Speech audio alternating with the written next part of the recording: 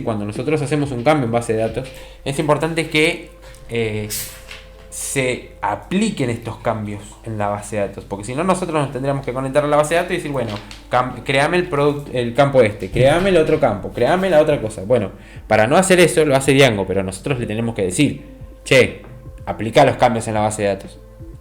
Y la forma de decírselo son con dos comandos, make migration y migrate. Bien, voy a volver acá,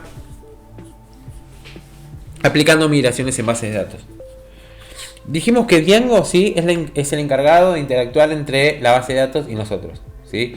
Pero en realidad por atrás suceden un montón de cosas, ¿sí? Lo que realmente pasa, ¿sí?, es que este famoso ORM, que era el que estuvimos hablando anteriormente, ¿sí?, dice, bueno, agarra esa función que está acá y dice, voy a traducir esto en sentencias SQL y se lo voy a mandar a la base de datos. Entonces, no es necesario que nosotros tengamos que saber SQL, porque el ORM es el que sabe SQL. Bien, entonces dice, bueno, yo voy a transformar esto en base de datos. Eso lo hace el ORM. Bien, repito, aprendan SQL, es esencial que lo sepan para los datos, pero en este principio, en esta primera introducción, no van a necesitarlo. Bien, entonces hay dos comandos que se van a ejecutar. ¿Por qué hay dos comandos para ejecutar la base de datos? Porque nosotros nos podemos equivocar. Django utiliza dos comandos. Bien. Primero dice, bueno, primero voy a traducir lo que está acá a SQL.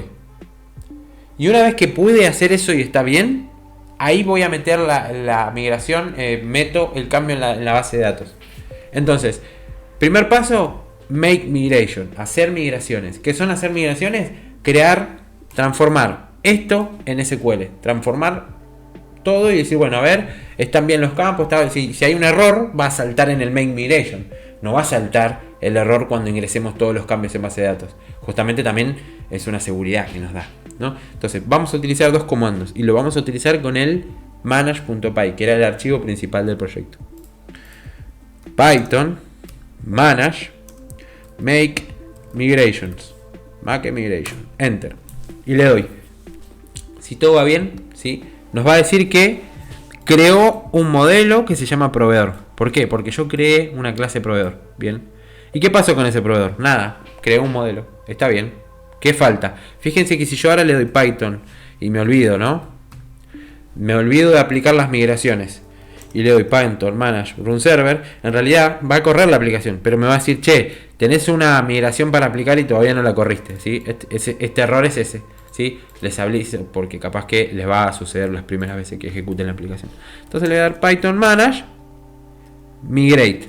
Bien, este es el comando que mete el campo, ¿sí? Le voy a dar enter y ahí me va a decir, ok, aplicando la migración en libreta, la 01 inicial. ¿Cuál es? Dentro de la aplicación libreta hizo este archivo que se llama initial, que es la primera vez que hizo una migración. Si yo les muestro esto acá, esto es lo que hizo, ¿ves? Primero creó una dependencia y dijo, bueno, vamos a hacer una operación. Vamos a crear un modelo llamado proveedor con estos campos, ¿sí? Fíjense que yo le identifiqué 4 campos, ¿sí? Le dije nombre, dirección, email y teléfono, pero por defecto me puso un campo más, ID, ¿sí? Este campo ID es el que va a guardar un número consecutivo por cada registro que guardemos, ¿sí? Proveedor 1, 2, 3, 4. Borramos el 5, va a seguir en el 6, ¿sí? Va a crear un único número por cada registro de la base de datos. Eso es todo lo que tienen que saber. Después vemos para qué lo vamos a utilizar. Cierro. Y le voy a hacer Python manage run server. Ahí ya no me tira el error que nos decía antes. Nos dice que está todo bien y voy a entrar de vuelta y actualizo. ¿Qué pasa? Absolutamente nada. No va a pasar nada. ¿Por qué? Porque dijimos que íbamos a trabajar en dos archivos. Dijimos que íbamos a trabajar en el archivo models para crear la tabla y íbamos a trabajar en el archivo admin para mostrarla en la base de datos, porque si no, no vamos a poder entrar.